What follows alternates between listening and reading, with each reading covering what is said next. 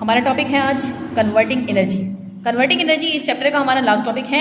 Converting energy का मतलब क्या है कि एनर्जी एक फॉर्म से दूसरे फॉर्म में किस तरह से कन्वर्ट कर सकते हैं हम। इसके लिए हमारे पास एक लॉ है जो कहलाता है law of conservation of energy. Law of conservation of energy 1842 में जूलिस रॉबर्ट मेयर ने दिया था। 1842 में जूलिस रॉबर्ट मेयर ने दिया और इसने इसमें क्या बताया, इसने इसमें बताया कि energy can neither be created nor be destroy but it can change from one form to another form. Energy को ना हम क्रिएट कर सकते हैं ना इसको हम डिस्ट्रॉय कर सकते हैं, बट ये एक फॉर्म से दूसरे फॉर्म में कन्वर्ट हो सकता है। तो इसकी सबसे पहले हम स्टेटमेंट लिख लेते हैं यहाँ। तो देखिए, अगर हम अपने यूनिवर्स में देखें तो हमारे पास यूनिवर्स में दो ही चीज़ें एग्जिस्ट करती हैं। एक एनर्जी है, सेकंड थिंग इज़ मैटर। इसके अलावा इन दोनों चीज़ों के अलावा कोई चीज़ एग्जिस्ट नहीं करती। एनर्जी हमारे पास इस यूनिवर्स में पहले से ही मौजूद है, तो एनर्जी को ना हम क्रिएट कर सकते हैं ना उसको हम डिस्ट्रॉय कर सकते हैं, लेकिन इस एनर्जी को हम एक फॉर्म से दूसरे फॉर्म में कन्वर्ट कर सकते हैं। ये हमारे पास law of conservation of energy कहलाता है। फॉर एग्जाम्पल, मैं ये बोल जो रही हूँ, मैं क्यों बोल रही हूँ, मेरे अंदर फ्यूल मौजूद है और फ्यूल में कौन सी एनर्जी है, फ्यूल में केमिकल एनर्जी है। वो जो केमिकल एनर्जी है वो किस में कन्वर्ट हो रही है, ये मैं जो बोल रही हूँ ये साउंड है, मतलब केमिकल एनर्जी कन्वर्ट हो गई किसमें, साउंड एनर्जी में। या अगर मैं लिख रही हूँ तो केमिकल एनर्जी जो मैंने फ्यूल लिया था उसमें केमिकल एनर्जी मौजूद थी, वो केमिकल एनर्जी कन्वर्ट हो रही है किसमें, मेरा हाथ मूव कर रहा है तो मतलब क्या किस में कन्वर्ट हो रही है, ये काइनेटिक एनर्जी में कन्वर्ट हो रही है। तो एनर्जी एक फॉर्म से दूसरे फॉर्म में कन्वर्ट हो जाती है, लेकिन ये डिस्ट्रॉय नहीं होती और ना इसको हम खुद से क्रिएट कर सकते हैं। आपकी बुक में एग्जाम्पल दी हुई है एनर्जी कन्वर्टिंग की। आप देखिए, ये एक बॉय है जिसके हाथ में क्या है, बॉल मौजूद है। अच्छा, इस बॉय ने फ्यूल लिया है, इस जो फ्यूल इसने लिया है उसके अंदर कौन सी एनर्जी थी, उसके अंदर केमिकल एनर्जी मौजूद थी। मतलब केमिकल एनर्जी कौन सी एनर्जी है, पोटेंशियल एनर्जी है, तो इसके अंदर केमिकल एनर्जी मौजूद थी। अब ये बॉय जो है इस बॉल को जब अपवर्ड फेंकेगा, ऊपर की तरफ से जब थ्रो किया तो ये बॉल क्या करेगी, अपवर्ड मूव करेगी। जब इस बॉल ने अपवर्ड मूव किया तो मूवमेंट हो रही है, तो उसके रिजल्ट में कौन सी एनर्जी इसके अंदर आ गई, उसमें आएगी काइनेटिक एनर्जी आ गई। अब ये बॉल जब ऊपर की तरफ चली जाएगी और जब कोई चीज़ जो है वो सरफेस से अबव होती है ग्रेविटेशनल फील्ड में, तो उसके अंदर जो एनर्जी होगी वो कौन सी एनर्जी होगी, ग्रेविटेशनल पोटेंशियल एनर्जी होगी या पोटेंशियल एनर्जी होगी। अब जब ये बॉल जो है जब इसने थ्रो की, ये हाईएस्ट पॉइंट अटेंड करेगी, तो इसके बाद इसको नीचे तो आना है, ऊपर तो नहीं रहेगी। तो जब ये ग्राउंड की तरफ मूव करेगी या ग्राउंड की तरफ फॉल होगी तो उसके अंदर कौन सी एनर्जी आ जाएगी, काइनेटिक एनर्जी आ जाएगी। अब ये बॉल जो है ये क्या करेगी, जब ये डाउनवर्ड मूव करेगी तो वॉल से या ग्राउंड से टकरा रही है, तो उसके रिजल्ट में इसके अंदर कौन सी एनर्जी आएगी। जब दो चीज़ें आपस में टकराती हैं तो उसके रिजल्ट में क्या होता है, फ्रिक्शन प्रोड्यूस होती है और इसके रिजल्ट में हीट प्रोड्यूस होती है। और जब हीट प्रोड्यूस हो रही है तो असल में उसमें कौन सी एनर्जी आ गई, थर्मल एनर्जी आ गई।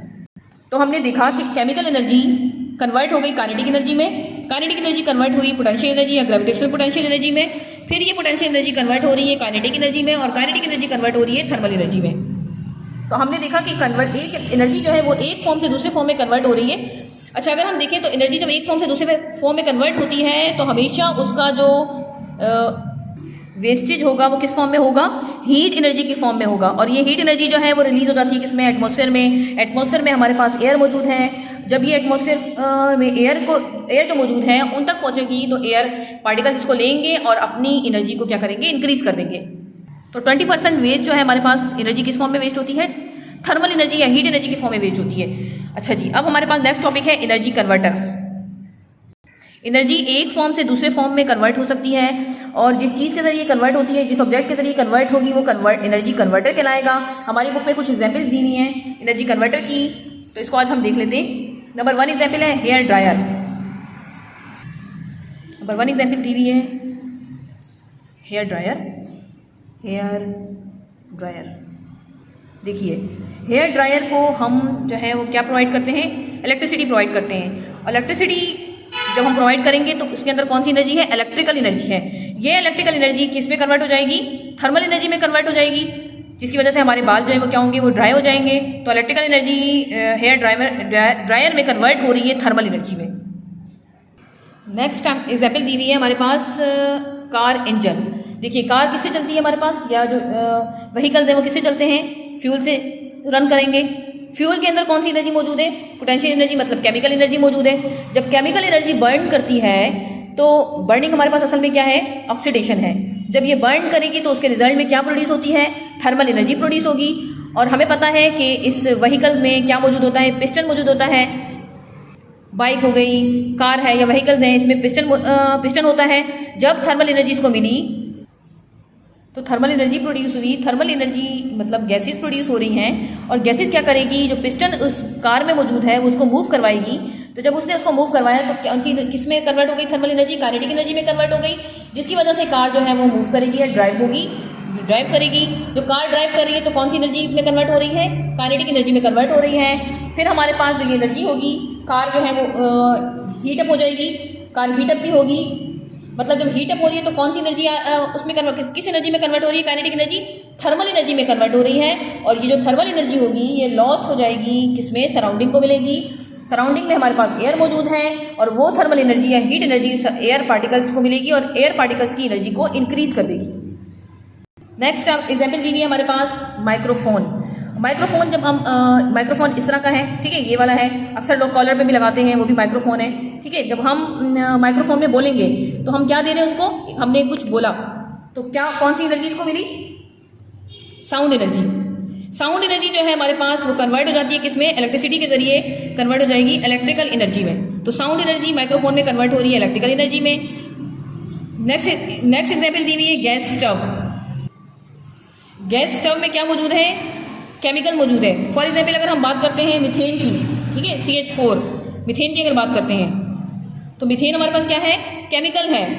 तो जब ये केमिकल बर्न करेगा तो बर्निंग के रिजल्ट में क्या प्रोड्यूस होती है, थर्मल एनर्जी प्रोड्यूस होती है।